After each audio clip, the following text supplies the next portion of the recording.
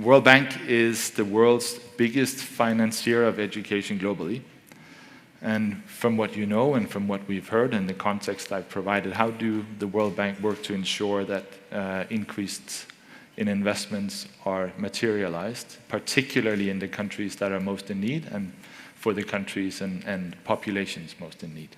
Thank you, Thomas, and good morning, everyone. I want to start by thanking the Education Above All for inviting me to be in this very, I think, important panel and to be honored with the panelists that I'm with. So, as you mentioned, I think before getting to the how, it's very important to focus on a few points. One is globally, education systems are suffering in bringing back the learning losses.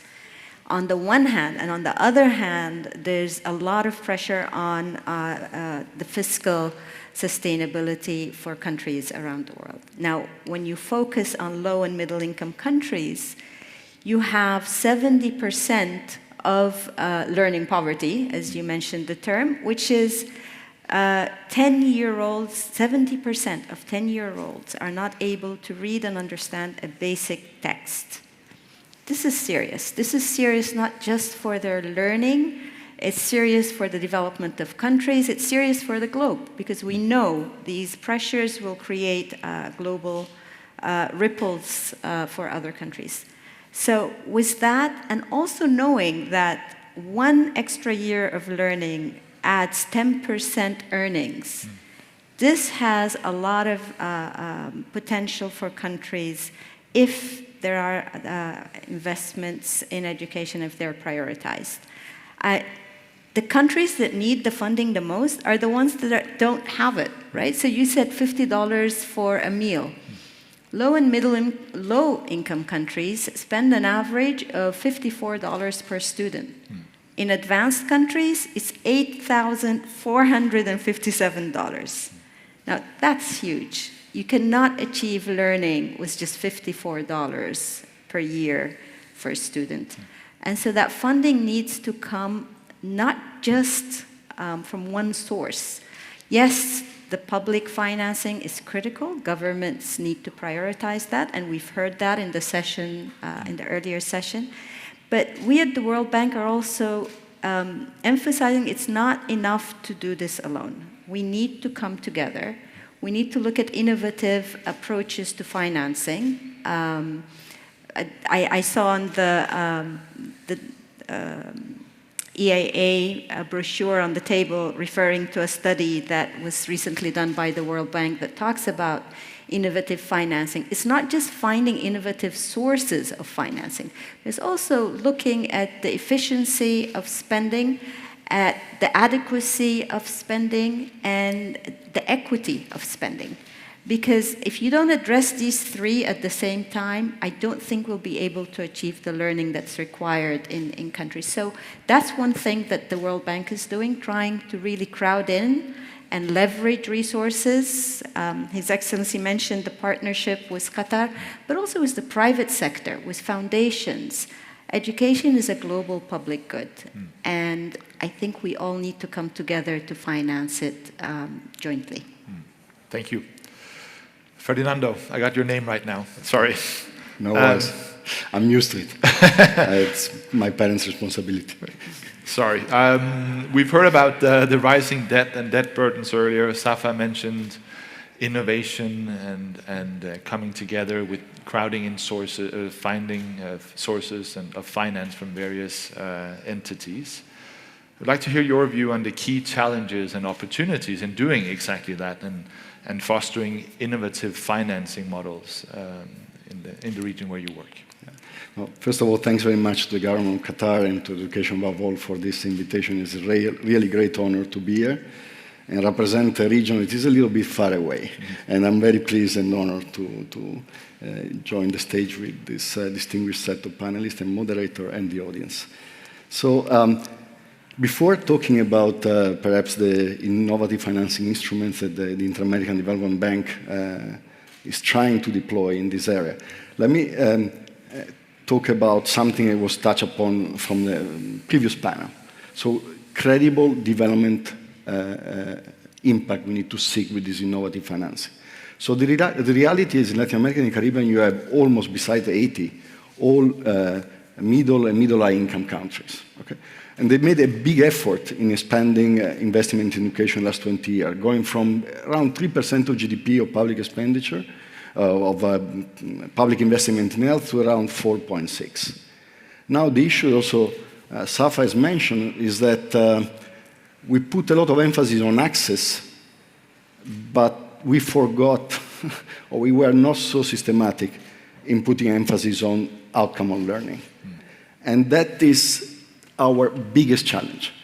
If you think about in the region, in Latin America and the Caribbean region, 75% of kids age 15 don't meet basic competencies in math, and 55 in reading. And if you look at a very unequal region, to the poorest kids, the most vulnerable, 88% don't make basic proficiencies in math. So we need to spend more, for sure, but we need to spend much better. And there where the credibility of the development project comes in. Let me tell you 3 areas where we are, as Inter-American Development Bank, we are working very, very intensively. On 3 things that one would imagine by the 21st century would be solved. First, allocation formulas. In such an unequal country, you really need to make sure the resources get to the poorer kids and poor schools. And there is a lot to do on allocation formula inside countries. Second, our main assets is teachers, right? We need to improve pre-service education and service education. But then we need also to learn how to allocate teachers to the right schools. So, for example, we're working with the government of Ecuador and Peru to have a digital platform and algorithm for allocation of teachers based on preference, needs, and performance. And just in Ecuador, the reallocation of teachers, or the best teacher to some of the worst schools, has created in just 1 year a net impact of $17 million for the increase in learning you get among the poorest. And the third area is management information system to really monitor how budget are allocated at the district and the school level and how budget is spent. I wouldn't jump on any plane without instruments. I just flew 14 hours. And sometimes we jump on this education system, they're flying completely blind. So these are 3 areas where we're really working in order to then attract innovative financing with development impact. I'm going to go to the second round, to the innovative financing. Perfect. Safaa, you mentioned a bit earlier the focus and the need to crowd in resources, align priorities, and I would like to see or hear from you what role you see for those types of international partnerships, both in getting external financing, but also increasing the domestic financing at country level, and working with the cooperative gyms. So the partnerships can be focused on education, but I think the partnerships can even be beyond that, because as you crowd in the private sector, for example, to boost the economy, boost investments through instruments that the World Bank is now introducing, guarantees, hybrid funding, so that to make it easier for the private sector to come and invest in a country, that would free up resources that can then be invested in education, right? So that's one aspect in terms of the financing tools that can be introduced. In education itself, there is blended financing. There is co-financing. So we have an MOU with the Islamic Development Bank that would look at co-financing projects. There's also an MOU with the Inter-American Development Bank that's focusing on digital education. And so I think that working together to help countries finance education, I think is absolutely critical. And so the more we can think of these tools, which the World Bank is very keen on promoting, the more countries will be able to address their learning challenges. Once you have your human capital, I think the countries can continue to rely on themselves and not necessarily on external support. Another important area in terms of partnerships is on knowledge, right? So we like to think of ourselves as a knowledge bank just as much as a financing bank. And by sharing experiences from around the world with countries on how to spend money more efficiently, if we can take the Ecuador example or a Brazil example, or now here, I think in the GCC, there are excellent examples of how they've handled COVID using online learning, to countries that have been struggling. That exchange, that inward, outward exchange of knowledge would also help countries support. So partnering doesn't necessarily have to be on the financing side, but partnering on the knowledge side, I think, is also very critical. Thank you. So turning back to you then, how does the Inter-American Development Bank then collaborate with other stakeholders to ensure efficiency in spending, but also adequacy and effectiveness at the same time? I want to pick up on what Safaa just said. This year, the IDB is leading the heads of MDB network. And my president said we need to work as a system, and I think we are really walking the talk. Partnerships are essential, particularly for regional bank that works with middle income countries. We don't have a lot of concessional funding. So let me give you 3 or 4 examples of innovative financing instruments, and I think Dr. Pupetto already spoke in the first panel about one of them. So for most vulnerable countries like Haiti, where we are working, partnership has been essential, and the role that Education Above All has played with the GPE, with the multiplier plus the grant of IDB, allow us this year to put together a package of $55 million. This is 3 times what the IDB have put in, against individual plans. Then let's speak about market-based debt swap. I'm not going to go too much in details because in the first panel we already talked about. IDB has been part with the policy guarantee of the Ecuador debt swap for conservation, but also in Belize and Barbados. And we are preparing 2 other deals, again, one in Ecuador and one in Barbados. Now, I hear a lot the health and education community say we can do that too. But I think there is something we need to crack. We need to put education priority at least as high as the climate change. Because politically, even for country, it's better to say they have a debt swap for conservation for climate.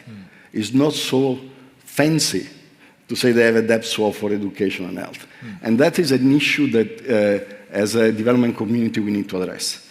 And the third instrument, I think also Safaa already mentioned, is we are open for business, for institutional investors that want to sell guarantees to the IDB so that we can multiply our lending envelope. Now, multiplying the lending envelope is not enough because there is high debt and therefore limited absorption capacity.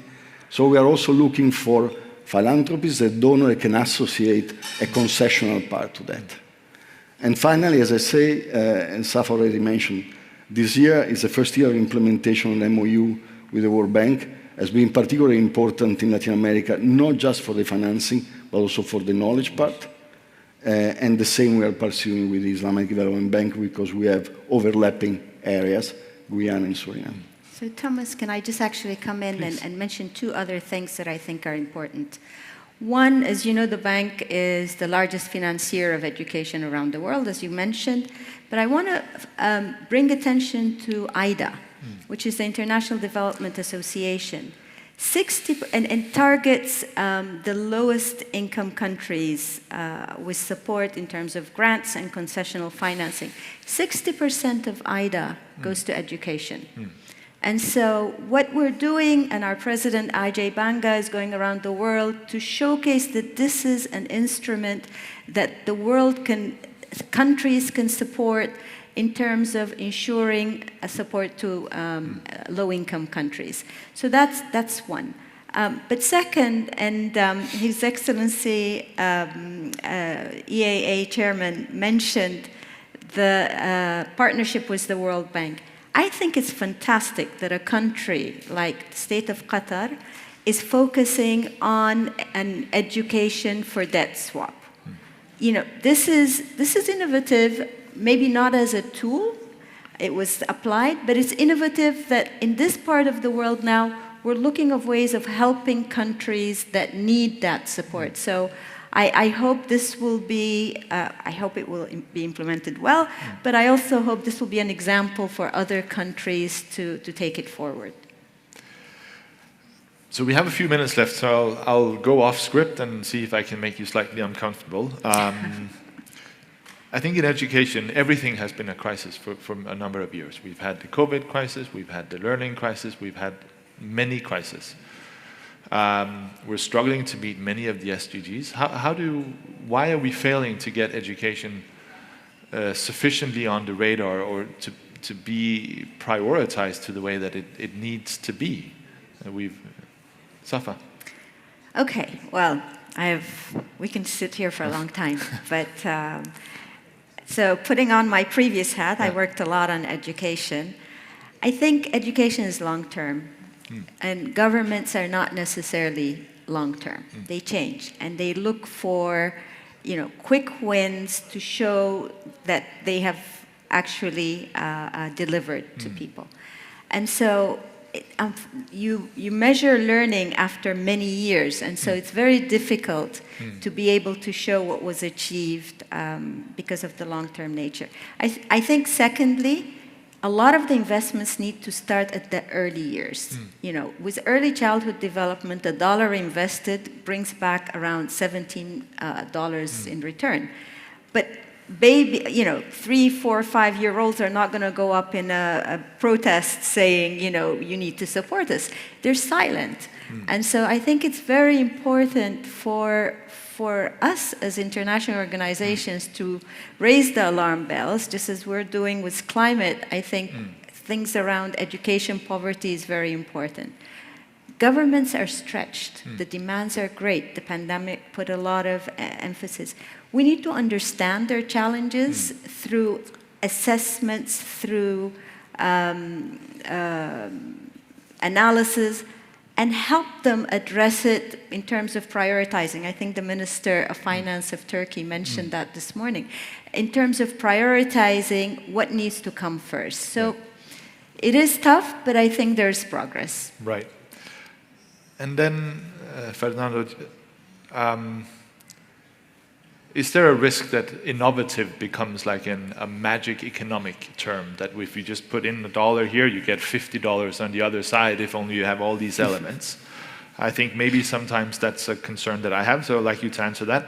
And then also in consideration of international financing, I think in the next 18 months you have an IDA replenishment, you have the Global Fund replenishing, you have multiple international funds, GPE replenishing, and donor commitments are coming down. Is innovative financing just becoming some shelter that we're trying to hide under? This deserves a provocative answer. Go for it. Yes. So, as in the panel before, let's take market debt swap. These are very specific financial conditions needs to be met. Not all countries can do that. Right. And in a very few countries, we're going to have substantial envelope of savings. Right. So I have to say, sorry, that sometimes it's not the recipient south using a lot of this lingo, but it's the north that say we need to go to innovative financing because actually we don't want to shell enough additional resources for development. So, but yet I think since innovative financing and good deals get so much attention, I mean, everyone talks about that for nature. I think getting 1 or 2 deals of that sort in education will be a really game changer to put overall priority in education back, not at the same level of climate and adaptation, but let's say closer to that. So they have a significant, I would say, is a significant example for education, for investment in education. Right.